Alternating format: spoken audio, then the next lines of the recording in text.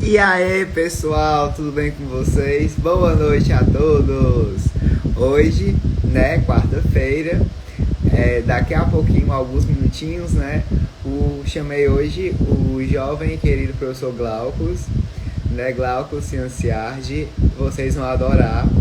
Ele vem ensinando neurociência aplicada à arquitetura em algumas universidades em pós-graduações, e o que me atraiu em chamar ele foi a forma dele de disseminar o conhecimento da neurociência de forma qualitativa, de forma realmente real e como ela deve ser passada, porque basicamente boa parte dos profissionais interpretam a neurociência como se fosse algo muito determinista e até mesmo confundem a neurociência com design baseado em evidências, com psicologia cognitiva, e fica meio uma confusão e as pessoas acham que tudo é neuroarquitetura. Porém, não é isso.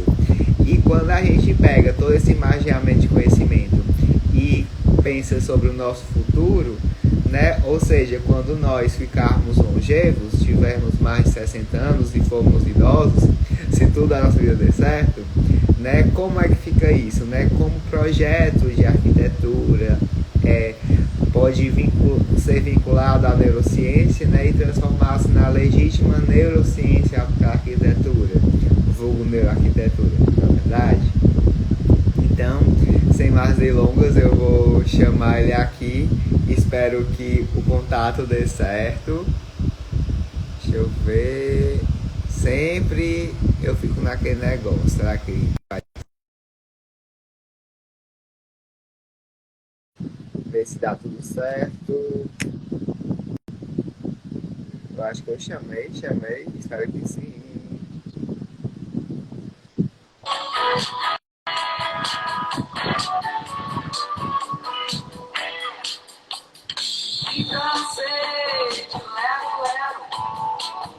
Ciro, está me ouvindo? Tô sim, você só não tá aparecendo.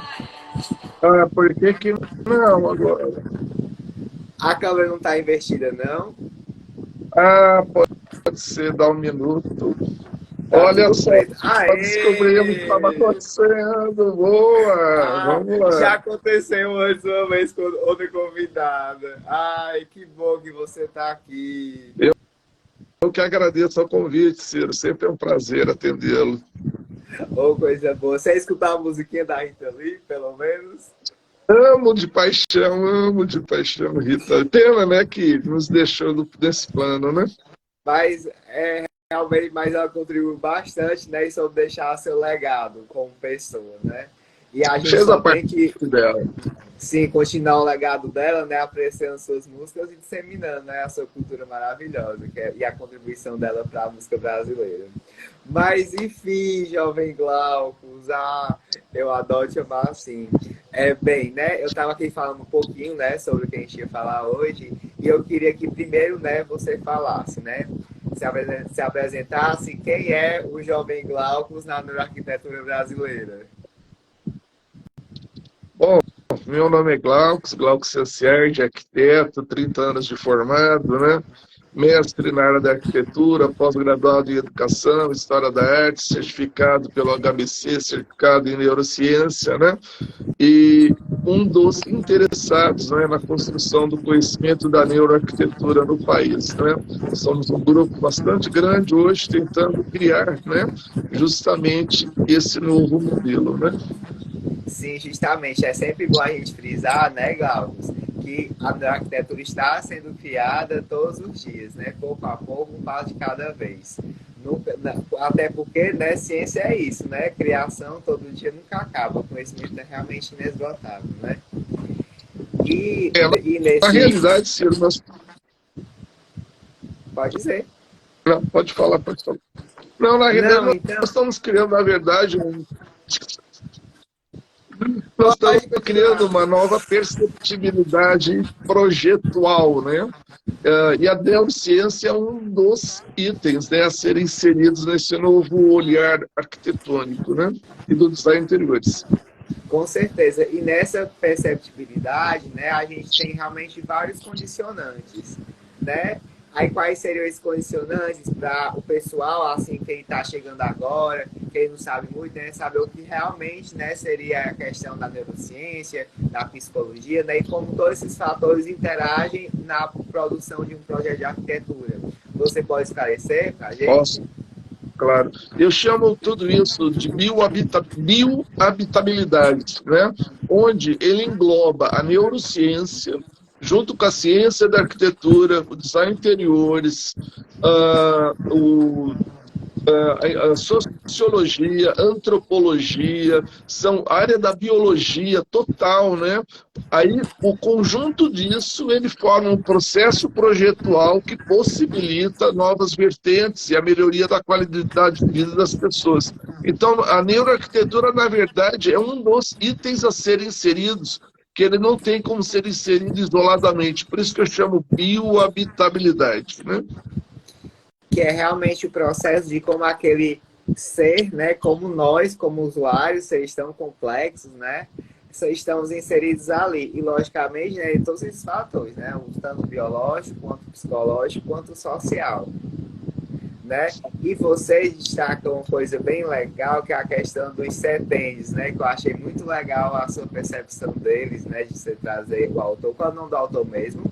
Dos setênios? Qual que é o Os livro? Desculpa, setênios. Ciro. Os setênios. Não Ah, o tem os setênios. setênio, sim, não, perfeito. Nós estamos falando, quando a gente fala setênio, nós estamos falando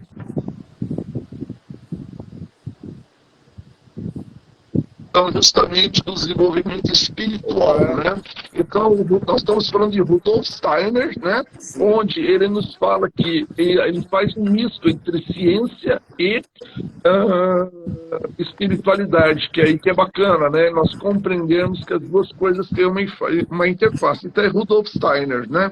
Tem um livro sobre neuroarquitetura voltado justamente para essa área do conhecimento, né? Sobre justamente a área que tange esse envolvimento da ciência com a espiritualidade. Eu só não vou me lembrar agora o nome do livro, mas depois posso deixar para você, pode você divulgar no seu site. Certo, com certeza. E é muito engraçado que sempre que a gente fala, digamos, em algo neuro, né, e fala espiritualidade, as pessoas assim, como assim, né, ciência misturada com religião, só que é o que mais as pessoas estudam hoje, né, porque querendo ou não, né, no, digamos assim, no palavreado, né, no frigir dos ovos, a gente está tratando da gente, dos seres humanos, né, meio que algo inato à espiritualidade. E eu acho bem bacana a colocação, né, da questão do ponto, como é que você fala nas suas aulas, nos seus cursos, que é o pontinho que se ativa quando a gente tem essa conexão espiritual com as pessoas, que Ó, os... a questão espiritual, ela é uma questão hoje estudada pela ciência, né? Ou Sim, seja, nós sabemos que quando nós ativamos a espiritualidade, seja ela qual for, né? Ela ativa várias sinapses cerebrais que ela trabalha aqui no temporal, né? E sim, ela no ativa um temporal. pontinho que os cientistas chamam de ponto de Deus, olha que bonito, né?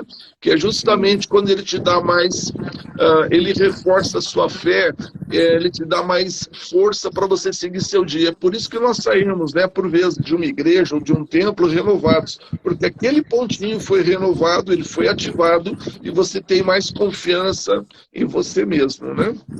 e eu acho muito bacana, né, nesse intermédio entre espiritualidade, religião, crença, que, enfim, são vários embates, né, envolvidos muitas polêmicas, mas querendo ou não, elas se entrelaçam de alguma maneira, né, principalmente para a espiritualidade, e essa questão de que ela faz parte dos nossos dias, né, e até basicamente, né, isso vai desde realmente do ser humano primitivo, né, que tinha ali o trovão, aí vinha um Deus, né, tem toda a questão dos vários deuses do Deus superior.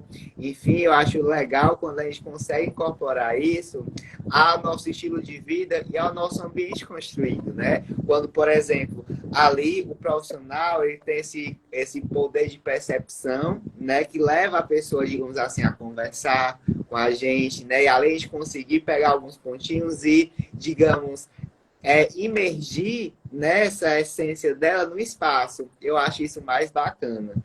E assim, jovem Glaucus, na sua experiência projetual, como mais ou menos você consegue fazer isso? nas suas experiências de vida? Ó, por exemplo, quando nós estamos falando da questão que tange a neuro, né, existe uma ciência ligada à psicologia chamada psicoevolução, onde se estuda, né, o homem, né, através do seu desenvolvimento. Então, quando você fala, né, dos neandertais, que eles cultivavam o trovão, que era o deus, não sei o que, não sei o que lá, hoje a gente pode trazer isso para cá, por quê? Da mesma forma que o deus, para eles, né, era o trovão, hoje nós temos os nossos deuses. Agora, como que nós trazemos isso para o nosso dia a dia, né? Principalmente para os longevos, né? Que é a sua especificidade é aquele cantinho do sagrado, né? Ou seja, é aquele cantinho onde você vai ter, né, o elemento que faz a conexão cognitiva entre o ser e a sua espiritualidade, que pode ser um objeto, pode ser uma foto, um quadro, e aí a gente começa a incorporar o design interiores a partir justamente do espaço sagrado, né? Que é o espaço justamente onde você faz a conexão e depois ativa, né, no cérebro a sinapse que tange o pontinho de Deus. Então, os não design interiores é o cantinho de reflexão, o seu canto do sagrado que faz isso no espaço. Ou com o usuário, difícil, desculpa. E falar sobre espiritualidade, né, querendo ou não, me remonta muito à minha avó, né, que é a partir dela, né, que eu estou aqui conversando com vocês sobre a questão da longevidade, né, que ela fazia questão de sempre, quase todos os dias ela limpava os santinhos dela, acordava, ela fazia questão de ver os santinhos dela. E quando ela foi para a cadeira de rodas, né, no comecinho da doença dela, a gente realmente não tinha como deixar ali a mesinha, né, dos santos, e ela falava que podia aí ficar na cama pra sempre, mas não podia tirar a mesinha dela de cabeceira com os santinhos dela, né? Daí a gente só fez realmente deslocar, né, todos os santos do mesma forma que ela colocava, né, nessa mesinha, para cima, né, a partir de uma prateleira, de madeirada, etc e tal, né, para conseguir acordar e ver aqueles santos, que a minha avó realmente tinha muita fé. E a gente percebe isso nas pessoas, enfim, das gerações passadas, né, Glaucus? E eu acho isso muito maravilhoso, que basicamente assim eu sinto, né, até pelas minhas experiências tanto com meus clientes e quanto com ela própria, né, minha avó, que quanto mais, digamos assim, desgastados são aqueles santos, mais preciosos são para essas pessoas. Você percebe isso também? Sim, até aproveitando o que você está dizendo, que tem uma coisa bastante importante para falar, nós temos uma memória que chama-se implícita, é uma memória que fica resguardada, né, no nosso inconsciente, e ela, quando ativada, ela possui o mesmo poder de prazer e desprazer nos nossos dias a dias. Então, quando você tem uma imagem de um santo, né? Ou seja, que você tem a possibilidade da pessoa lembrar sobre a sua espiritualidade, quando ela olha aquela imagem, ela pode recordar uma peregrinação que ela fez, que ela gostou muito, um momento importante da vida dela religioso, e o prazer que ela teve naquele momento no passado é o mesmo prazer que ela vai ter no tempo presente, ou seja, pode atenuar, inclusive, a dor de uma pessoa mediante uma pequena imagem que você resguardou, que poderia ser um santinho no peito da pessoa. Justamente, maravilhoso essas conexões que a gente faz, e boa parte das vezes, por exemplo, a gente vê, digamos assim, a gente está ali conversando com a cliente, ou até com o próprio amigo da gente, né? Nas relações, a gente vê espaço em pontos, né? E às vezes a pessoa nem percebe daquilo, né? Mas quando tá sem, quando perde, quando quebra, né? Sente-se inseguro. Não sei se você já passou sobre isso, né? Por exemplo, pessoas que sempre estão com um texto, por exemplo, né? No braço. Aí no dia que ele se quebra, aí fica, meu Deus, parece que tá nu. Tá falando alguma coisa dele, né? Porque querendo ou não, aquele objeto ficou e perdido na essência dele, né? E sem aquele objeto ele se sente estranho. Isso pode ser qualquer coisa, né? Qualquer, assim, objeto até desde enfim, com fins literalmente religiosos, né? Até objetos mais simples, como um paninho, um lencinho, né? Aquele paninho que as criancinhas sempre têm, né? Em todos os locais levam aquele paninho, né? Então a gente faz toda essa viagem temporal, né? Tanto quando olha, né? Então, desde lá da infância, desde aquele paninho pequeno, né? Que hoje pode ser o quê? Pode ser seu santinho, né? E esse apego que a gente tem de forma mais íntima possível no quesito essencialidade da gente, né? É muito engraçado como pequenas coisas se tornam assim, né? Qualquer objeto, seja ele de grande ou pouco valor, essencialmente para a gente, pode ter um grande efeito emocional que quando ele é retirado do local, basicamente ele é, fragmenta todo o espaço. Você concorda? Concordo, sim. Aí você mostra também a importância, né, na área do design interiores, né, em entendermos que somos seres objetuais, ou seja, nós somos seres que temos uma conexão com os objetos, né, fazendo com que esses objetos eles acabam por intervir nas questões neurais humanas, né, de forma positiva e de forma negativa, né. Por isso que quando nós pensamos no projeto design interiores, os objetos também eles são um elemento muito importante, porque eles podem fazer, né, por exemplo, eles podem dar nudging, né, ou dar um cutucão na gente, fazer um input sensorial, possibilitando, né, uma renovação, uma alegria, um outro sentimento que eu queira transmitir através do espaço. Sim. Gente, para quem não sabe o que é nudging, né? Nudge é até o nome de um livro, que ele é ótimo, né? Que é realmente aquele cutucãozinho. É como se tu tivesse normal no espaço e do nada tivesse algo fora do lugar, por exemplo, ou algum mobiliário novo, ou qualquer coisa, até mesmo um desenho ali, né? Que faz você assim, opa, faz você estar no estado presente, né, Glaucus? Então, só assim, pessoal, assim, Exatamente. uma mesma ideia. E o melhor exemplo que tem é uma das aplicações em uns aeroportos, não sei se é um aeroporto canadense ou é de Londres, né? Que eles perceberam que dos mictórios masculinos tinha muita urina no chão, né? E um belo dia uma pessoa desenhou ali uma mosquinha no mictório para que as pessoas, quando fossem urinar, né? Os homens, eles direcionassem, né, a urina para a mosquinha e assim não sujasse o chão. Então esse é o melhor exemplo que eu acho de como o nudge pode propiciar algo benéfico, né? Tanto aquele espaço, né? O cheiro, enfim, e deixar tudo mais limpinho.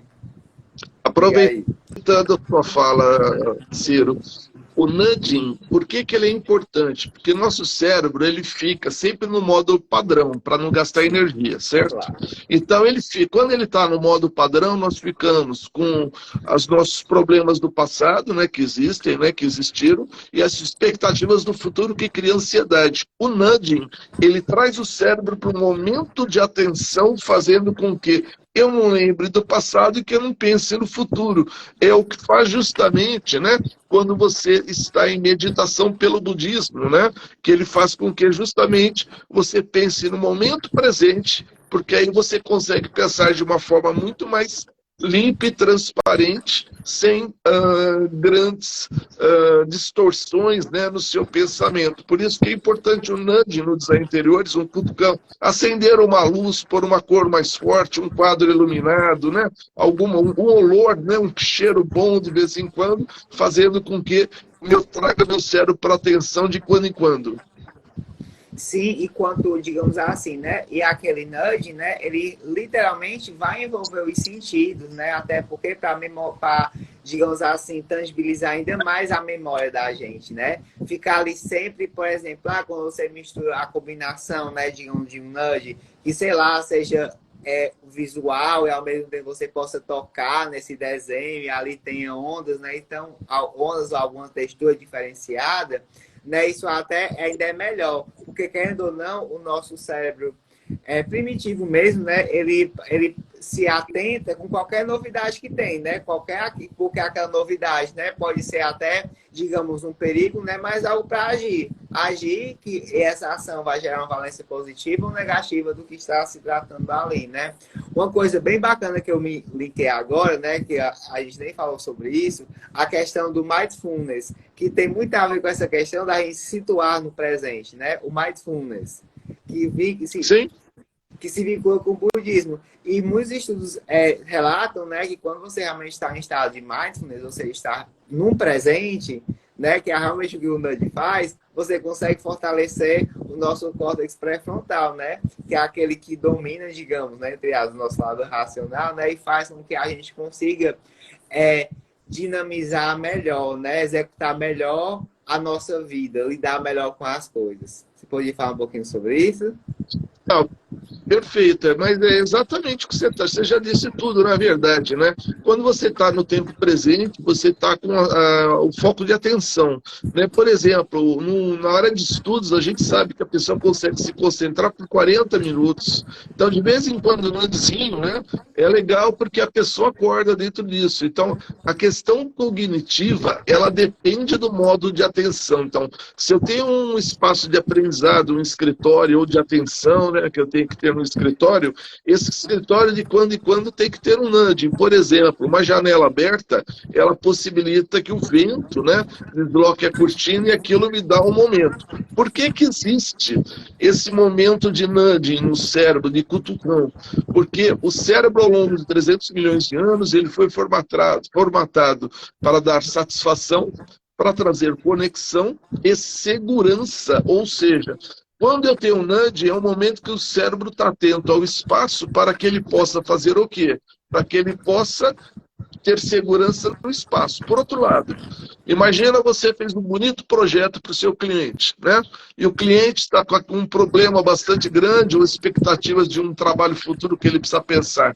Quando você dá um nudgezinho para ele naquele momento, ele vai lembrar, inclusive, de quem? Do profissional que fez o trabalho. Então, ele deu uma olhada lá e falou, nossa, que bacana, né? O Ciro me deixou isso de presente nesse momento, né? Por isso que é legal. O nudging, ele traz, inclusive, a imagem do profissional para dentro do espaço, novamente, do usuário, né? Que é uma coisa boa para nós profissionais de mercado, né?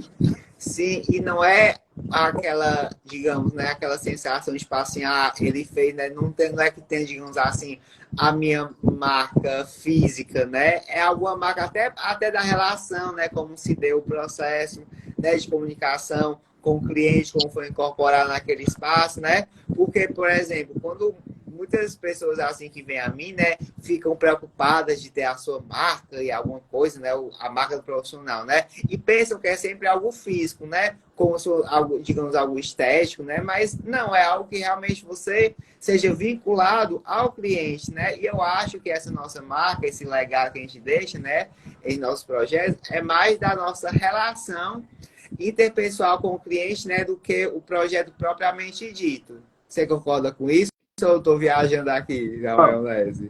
Não, justamente o que a neuroarquitetura sustenta é o iPhone, né? Vem a ser a empatia, né? Eu entender o meu cliente e fazer com que aquele projeto ele possa ter identidade de pertencimento a esse, né? Então, esse é o momento que nós temos que entender que eu tenho que me anular enquanto profissional até o momento onde a técnica me não permite. Ou seja, tem um momento que existe um momento técnico que eu tenho que dizer não para o cliente. Ó, não posso fazer isso porque isso vai me causar uma série de problemas. Mas até então, na verdade, o foco do projeto, o estilo do projeto, as cores desse, nós temos que trabalhar em cima do desejo do cliente, que é o que faz o que nós estudamos na empatia, né? Na neuroarquitetura, né? E mesmo na questão que tange a psicologia ambiental, né? Que não tem como desvincular uma coisa da outra, né? Você tocou em uma coisa bastante interessante, né? A da psicologia ambiental. Você poderia, assim, falar um pouquinho para o pessoal, né? Como a gente consegue incorporar a psicologia ambiental, né? Dentre outros, digamos, conhecimentos, e, digamos, tentar ali extrair, né, o conhecimento do cliente para a gente poder incorporar e fazer o projeto de forma bem feita. Ó, vamos lá. A neuroarquitetura, ela estuda a relação do cérebro com o espaço. A psicologia ambiental, ela estuda a forma pela qual o ser humano se sociabiliza, né, através do espaço. E a compreensão desse cognitiva do ambiente construído. Então, quando eu trabalho com psicologia ambiental, eu vou fazer com que naquele espaço eu tenha uma melhor performance, né? Por exemplo, por que as pessoas colocam uma churrasqueira numa casa? Por que eles colocam uma piscina numa casa? Por que eles colocam mais lugares no espaço? Porque justamente, como eu disse, o cérebro foi formatado ao longo de 300 milhões de anos para satisfação, para segurança e conexão. Então, esses elementos, o que eles fazem? Eles são um network social das pessoas, fazem com que nós nos sociabilizemos. No meu projeto, eu justifico a churrasqueira como conexão, né? Onde aquele elemento permite reunir família. Por que é importante família e amigos? Porque eles nos dão proteção psíquica e física, né? Contra as outras pessoas. Então, isso está sendo estudado na na psicologia evolutiva, onde justamente eles vão buscar lá atrás todas as nossas conexões, como elas funcionaram, e nós trazemos para o momento. A psicologia ambiental, ela é uma base para a construção da neuroarquitetura. A partir daquele entendimento do espaço, como as pessoas se sociabilizam, nós vamos compreender a forma pela qual o cérebro corresponde a essa conexão. Sim, justamente. Aí, além da psicologia ambiental, algo que a gente também estava conversando nos bastidores, né, da questão do psicodrama em relação ao cliente, né? Você poderia, digamos assim, tentar fazer um intermédio entre a psicologia ambiental, o psicodrama e como essas dois mecanismos, né, de conhecimento podem funcionar no ato de projetuar, na consecução de um projeto. Posso, lógico. Olha, o psicodrama, nós vamos inicialmente só falarmos, quem pratica psicodrama tem que estar formado, né, na área. Não podemos fazer isso aleatoriamente, porque nós trabalhamos com memórias implícitas e explícitas. É perigoso. O psicodrama, ele ajuda... Não, tem que ser tudo na sua caixinha, né?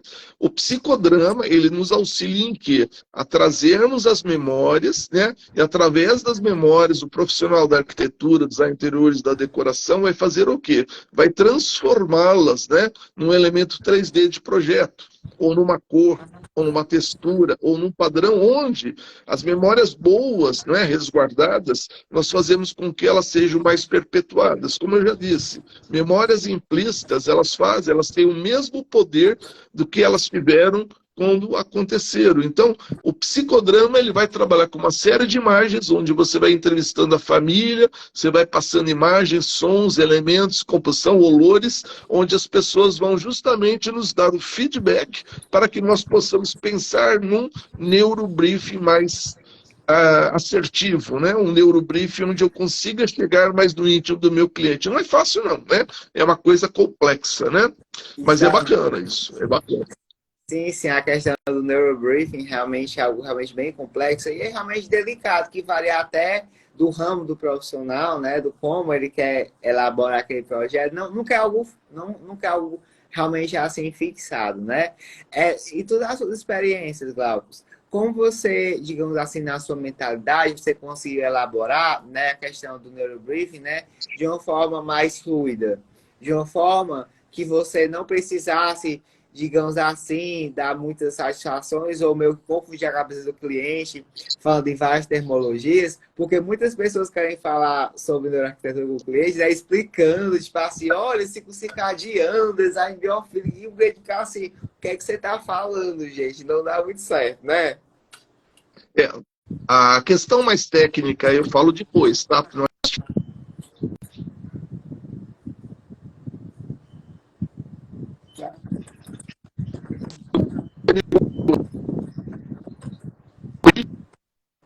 Tá cortando. Calma aí. Eu acho que já ele tá voltando, pessoal. Calma, não desistam, vai tudo certo. Já ele volta. Esperando a internet carregar, etc. Deixa eu ver aqui os comentários. Muitas pessoas disseram olá. Que eu tô sentindo que ele está voltando. Só um instante, pessoal. O Glaucus tem vários alunos aqui. Ô, gente boa. Voltou? Voltou? Voltou? Voltou. Aê! Para mim voltou. tá boa. Então tá bom. Ó, voltando então. Então, voltando ao seguinte. Eu explico depois na apresentação do projeto, explicando por que foram tomadas determinadas decisões. Na hora do briefing, o que eu aconselho para o profissional? Descer a luz do escritório, ela ficar mais amena e amarelada. Por que isso? Eu chamo esse momento de anamnese. É onde eu trago à memória do cliente os seus desejos para que eu possa satisfazê-los. Nesse momento, é mais uma conversa informal, onde eu faço pequenas.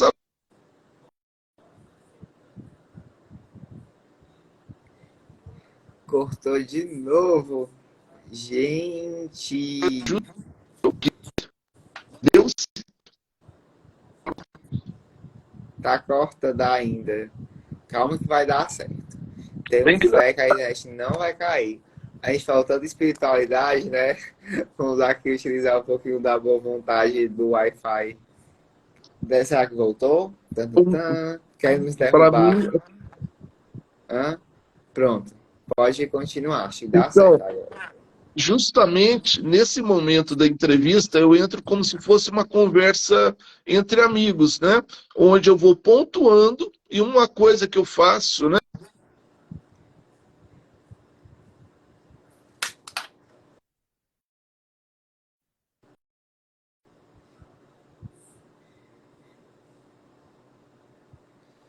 Vamos esperar novamente. Voltar que pra mim caiu totalmente. Deixa eu ver. Esperando. Qualquer coisa eu abro outra janela. Mas. Voltando mais um pouquinho, então, pode ser? Tá voltando, Hã? tá me ouvindo, Ciro? Tô sim, tô sim. É que você Então, apagou total agora. que engraçado aqui, eu tô te ouvindo, eu tô ouvindo. Então, eu sou o finalzinho.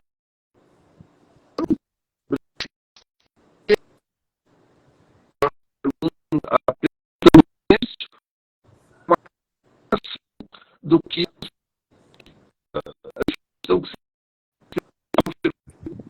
né? Ele gostou de uma coisa, ele uma coisa outra, mas é conversa coloquial, a mesma coisa. Obviamente, posso planejar a minha entrevista, mas eu evitaria, né, levar alguma coisa que só faria minhas anotações. E, se possível, você.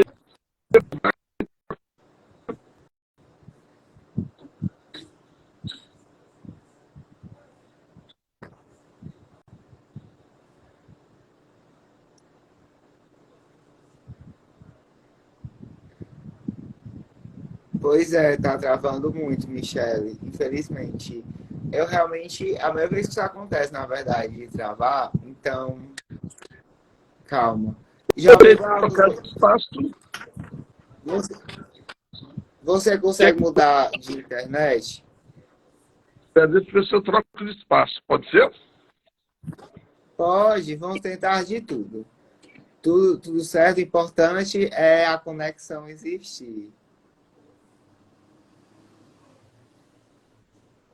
Melhorou um pouco a conexão.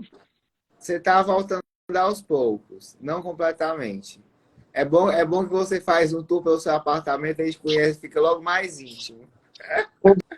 Olha, eu tô no escuro agora aqui. Eita, Eu ficou acho que aqui bom. melhorou. Até agora tá ok. Você tá meio Então é isso. gótico, mas tá escutando, tá direitinho. Tô gótico, né? Total. Ô, Ciro, quer que eu retome a questão do briefing? Por favor, por favor. Vamos lá no comecinho do briefing. Desça a luz do Comecinho, pessoal. escritório. Vai dar certo.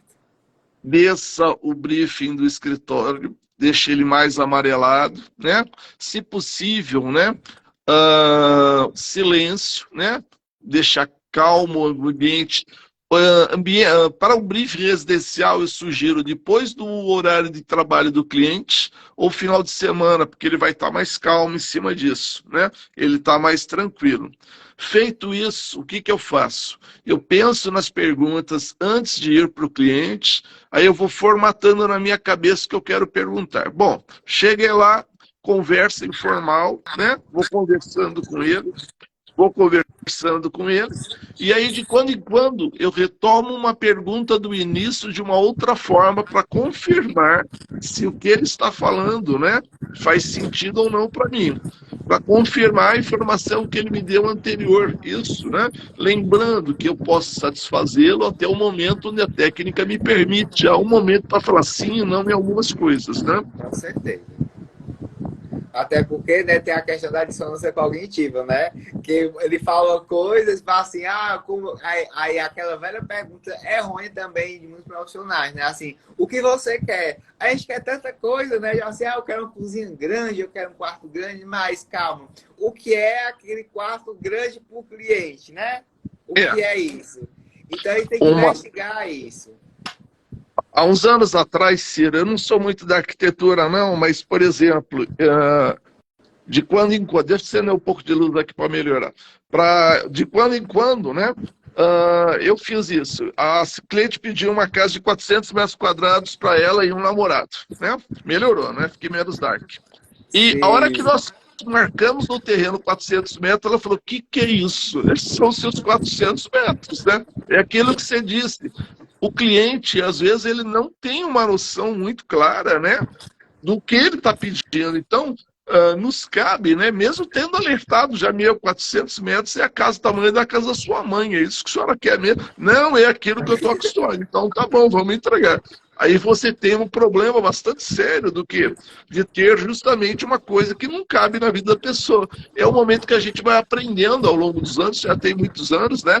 Que às vezes tem que falar, não, cliente, ó, vamos fazer o seguinte, vamos visitar umas outras casas de 400 para ver se é isso mesmo que você quer, porque é uma coisa que pode fugir, né, à necessidade do meu cliente. Então é uma coisa bastante complexa dentro disso. com certeza, até nas minhas consultorias e realmente projetos, a pessoa me vê assim, Ciro, eu queria tanto ter uma cozinha estilo americano, espaço aberto, amplo, etc, né? Aí eu sempre tento questionar o quão desejo é, o porquê ela quer, né? O porquê daquilo. Assim, não é por... Aí a maioria teve uma vez que ela dizia assim, não é porque realmente eu sempre vejo nos filmes americanos, eu gosto tanto daquilo, né? Assim, e eu, tudo bem. Daí eu levei ela para a loja, né? E, tipo, lá ela conseguiu, meio que eu fiquei sentado na bancada, né? Simulei ali a cena, né?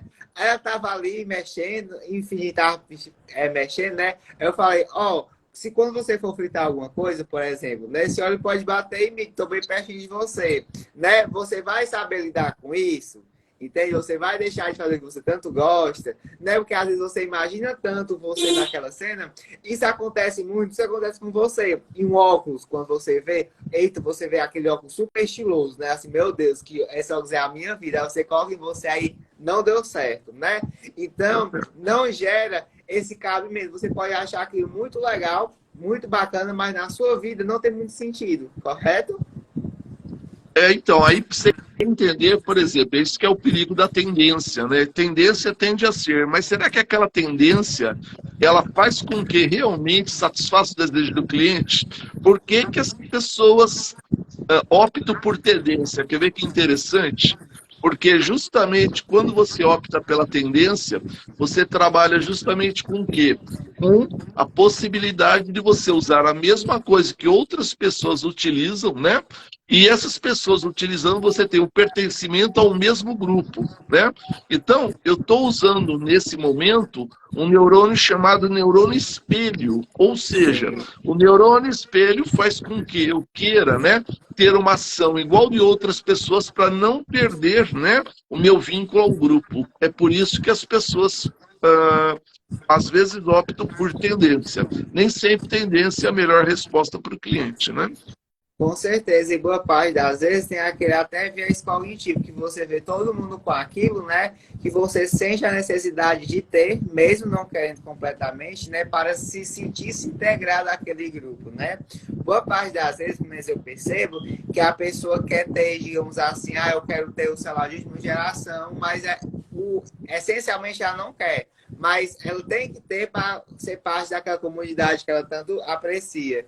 E eu acho que quando a gente faz isso, né, meio que vai de encontro, né, de forma, enfim, de uma valência negativa, a nossa própria essência, porque a gente está meio que se obrigando a lapidar para ficar naquele grupo, né? Você não está buscando algo seu, você está buscando algo de todos, entende? Então, aí nesse momento, eu tenho um momento que chama-se flexibilidade cognitiva. O que que é flexibilidade cognitiva? Então, imagina que você tem um cliente que ele morava numa comunidade, ele enriqueceu, música, futebol, outra coisa qualquer, e ele está num momento de ascensão social e ele precisa se adaptar a um novo modo de vida.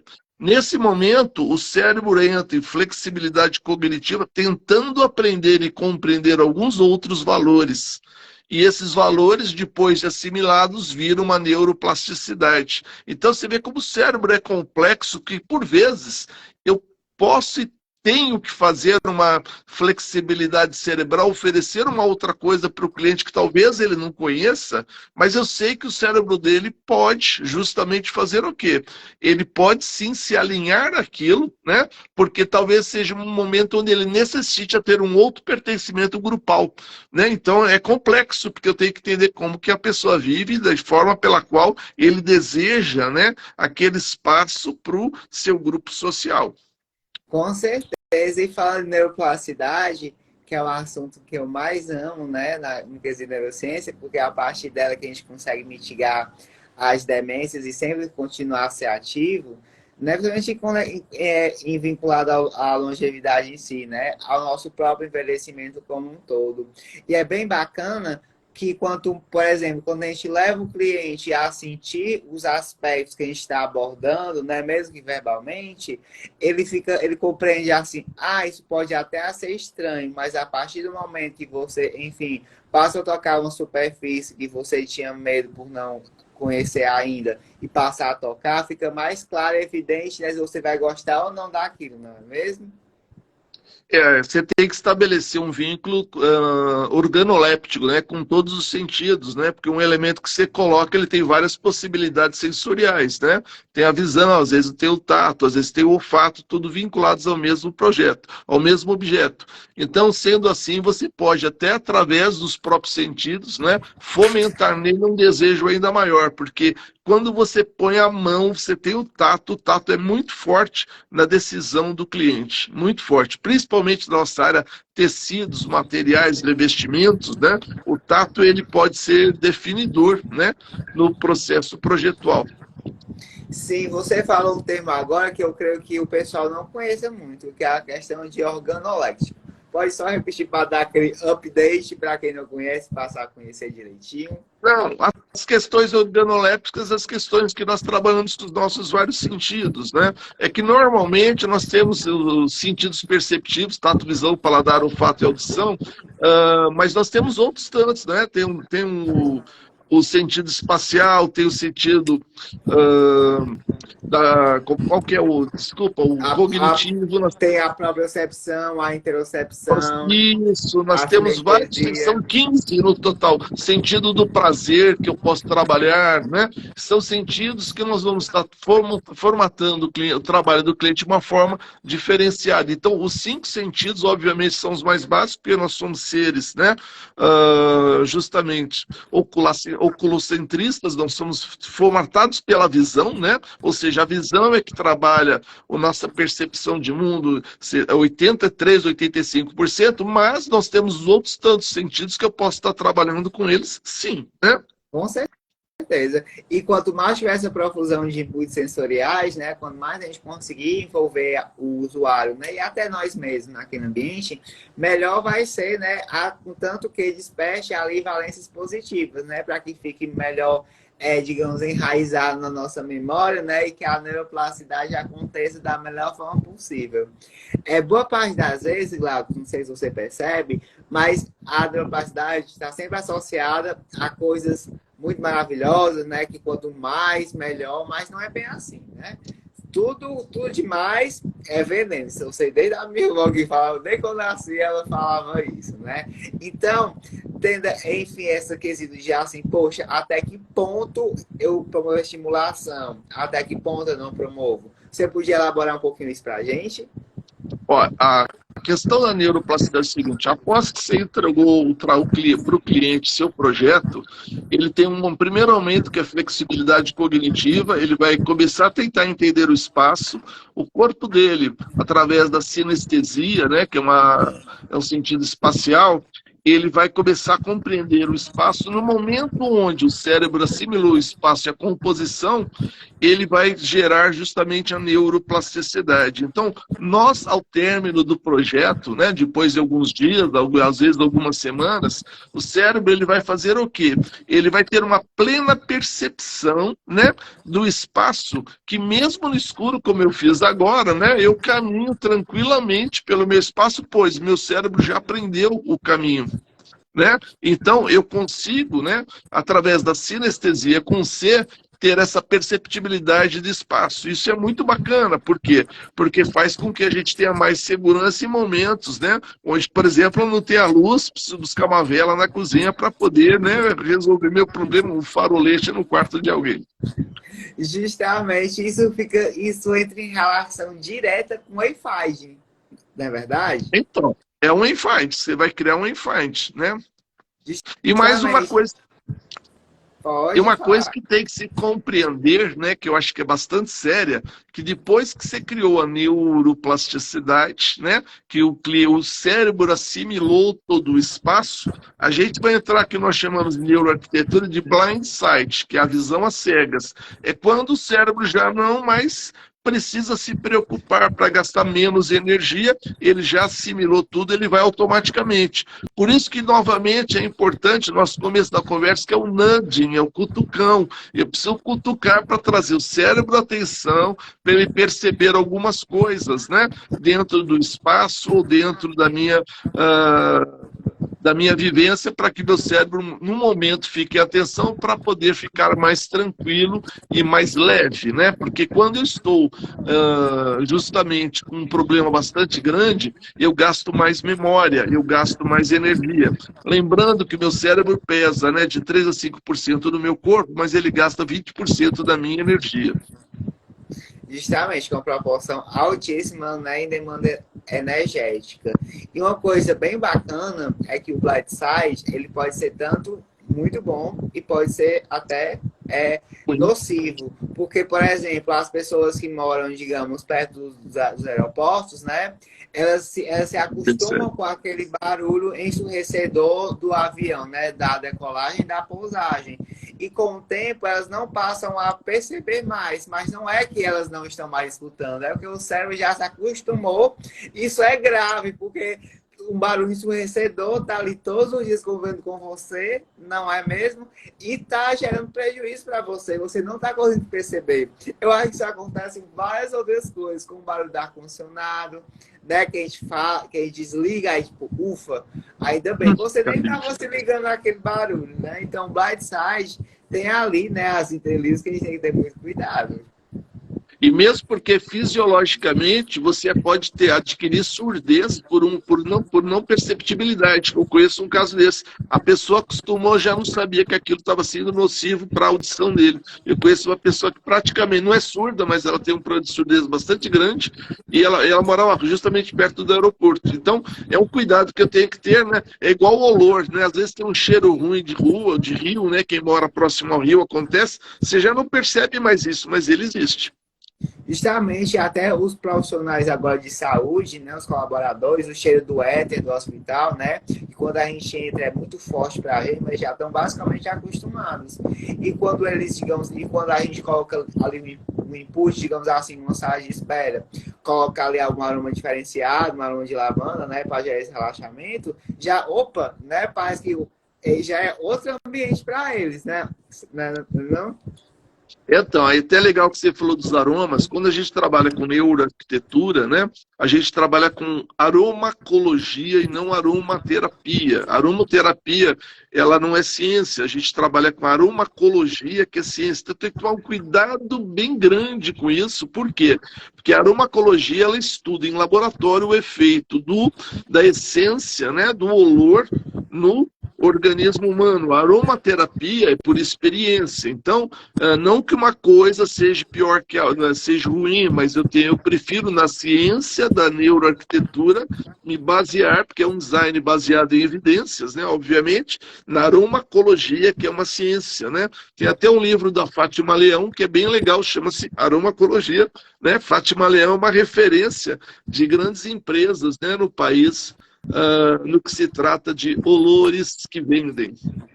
Justamente, e é muito complexo você considerar aquela questão, utiliza esse aroma que vai fazer tal coisa, né? Porque, primeiramente, né, eles não têm uma comprovação logicamente científica, né? E outra questão, Glauco, é que é algo tão complexo que quando ali as partículas aromáticas, né, elas entram, digamos, né, a gente aspira, digamos assim, né? Cada tipo, por exemplo, a extração do óleo essencial da lavanda, por exemplo, né? Aqui é extraída aqui em Fortaleza, né? E é extraída em São Paulo, quando chega às nossas células, elas são diferenciadas. E por ser diferenciada, devido à nossa genética, ao encadeamento genético, né? E ela pode se ligar ou não com alguns fatores, e todo esse entrelaçamento geram emoções, expressões genéticas diferenciadas. Por isso que é tão complicado Então, a gente lidar com aromas.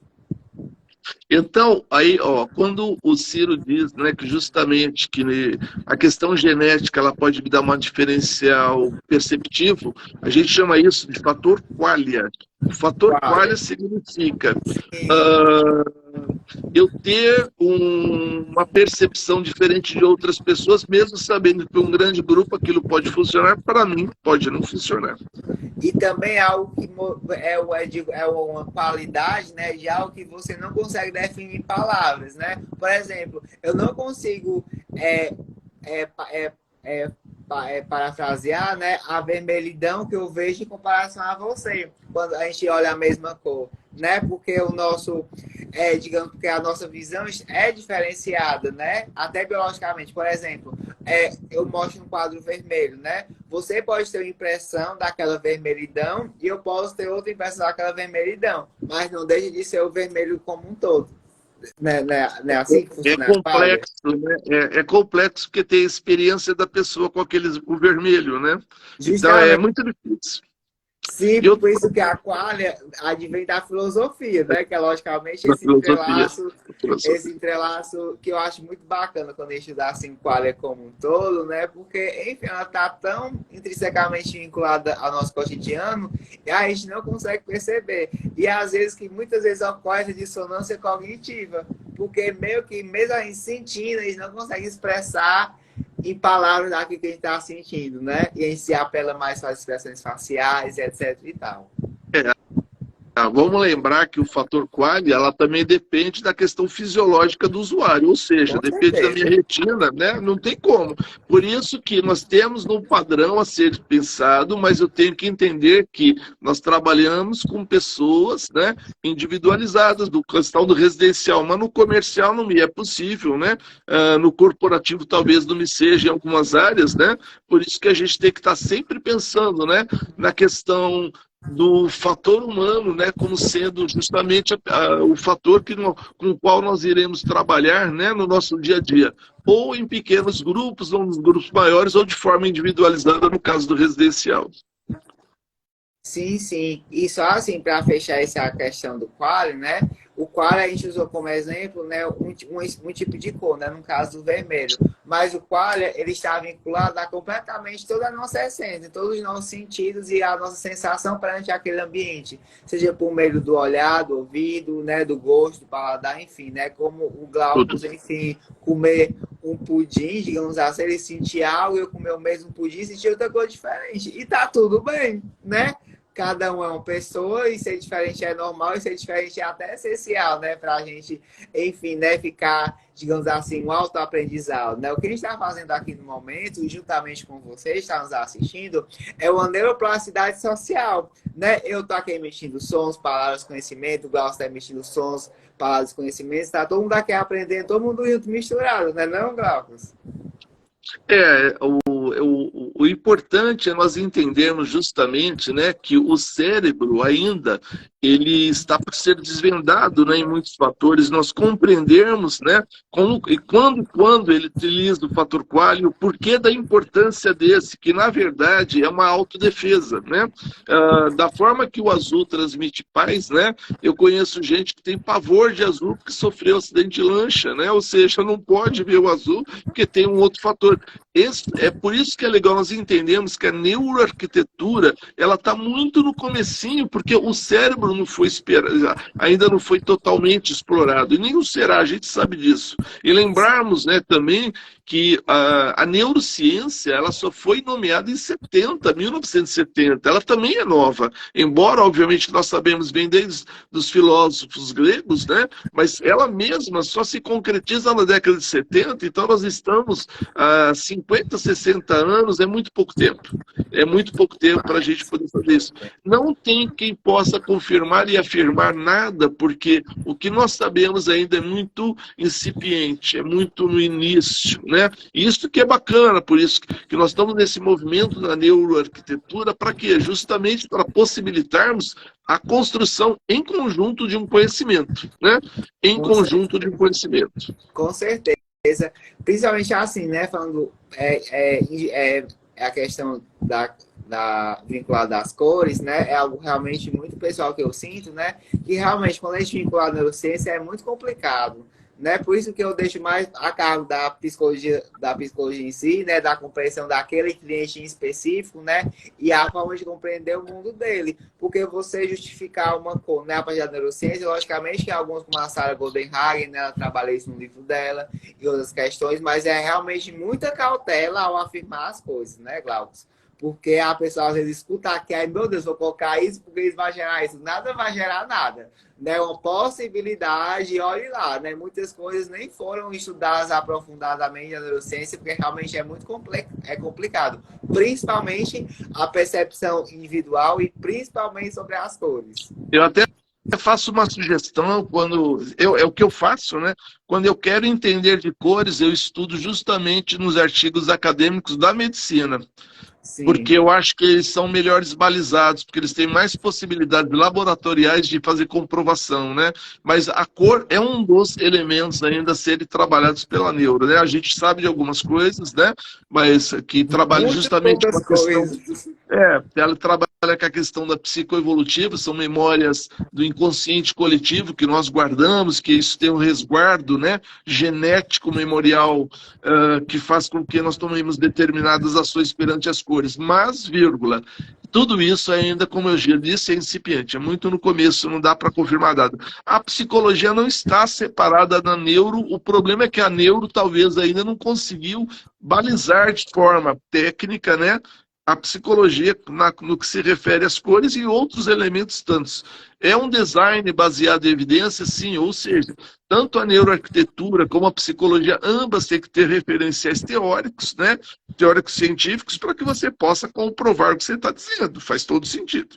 Com certeza, gente. Com certeza. Então, uma coisa é o design baseado em evidências, né, que podem ser provenientes da neurociência, da psicologia, da biologia, né, da engenharia, enfim, outra da física, da química, né? Outra coisa é você pegar digamos assim, um design baseado em evidência vinculado à neurociência e assim, né, fomentar ali a neurociência e aplicar a arquitetura. E Glaucus, para a gente finalizar, meu Deus, 5 minutos, socorro. Passou muito rápido. A questão de, assim, a pergunta de milhões, né? Como o jovem Glaucus, ele encara, né, os principais elementos que o ambiente deve ter, né? Deve ter, assim, pode ter, para que a gente tenha realmente saúde, felicidade. A gente começou com a música da Rita Lee, né? Saúde. Daí, como a gente poderia, assim, tentar fomentar isso em algumas palavras? Chaves. É difícil, né? Ó, é assim, o que nós temos que fazer é que a alegria se transforme em felicidade. A alegria é uma questão momentânea, a felicidade é a permanência, né? Sugestões, né, eu posso ter aonde? Primeiramente, a organização da casa já começa a ajudar o cérebro a ter o melhor raciocínio. Eu ter, em alguns momentos, né, as cores bem balizadas, de vez em quando um nadizinho, pontozinho de cor para trazer vivacidade, né? Tem um livro da Ingrid Lee que é bem interessante, chama-se As Formas Ciências da Alegria, da Ingrid Lee, que é um livro bacana que ela apontou uma série de coisas. Nós sabemos que, por exemplo, o cérebro adora círculos e bolas, né? Nós sabemos que o cérebro adora cores contrastantes, nós sabemos que o cérebro agora, formatos de nuvens, né? Então tem uma série de elementos, né, que eu posso fazer com que esses elementos se transformem, né, em momentos de alegria no espaço do meu cliente. Agora, uma das coisas que eu acho primordial é a questão de você ter uma casa, né, muito bem organizada e propiciar ao seu cliente que ele tenha. A organização faz com que o cérebro consiga raciocinar melhor, né? Ele consiga ter uma melhor cognição. Justamente, sempre facilitar o nosso espaço. Glaucus, nossa, muito obrigado de verdade pelo seu tempo, disponibilidade, né, conhecimento transmitido, né, e sempre a sua essência, né, que mesmo virtualmente dá para perceber que é algo realmente comprometido com o conhecimento, algo sério e que sempre, enfim, transmite confiança, simpatia, né, e logicamente, né, esse seu brilhantismo. Muito obrigado de verdade pelo estar aqui com a gente. Eu que agradeço o seu convite, sempre que precisar a gente está por aqui contigo. Sim, você é um menino, né, no bom sentido, né, fazendo com que as coisas aconteçam, né, você está fomentando e ajudando a construção da neuroarquitetura, fazendo essas lives, né, propiciando as pessoas isso. E queria agradecer as pessoas todas que vieram, né, tá cheio de gente querida, não vou citar nomeadamente, porque é impossível, né, mas tem um monte de gente querida aqui conosco hoje, né, que com certeza vão conhecê-lo, vão se divertir contigo, como eu me divirto. Sempre é um sorriso quando você aparece, né? Porque você tem realmente, né, uma energia bastante interessante. Só foi aquele elogio, tem uma pessoa aqui que há 20 anos que não tem uma aula com você e agora está tendo. Olha que beleza, né? Ó, tem muita gente lá por aqui. Obrigado, viu, pessoal? Obrigado, Jovem Glaucus. E o nosso artigo vai ter que sair, viu? Olha. Vamos aí, promessa online é complicada. Mas vai tá dar bom, certo. Ciro. Vai dar certo. Obrigado a todos pela disponibilidade no tempo de vocês. Beijos, Tchau. queridos. Até mais. Tchau, tchau. Boa noite. Tchau.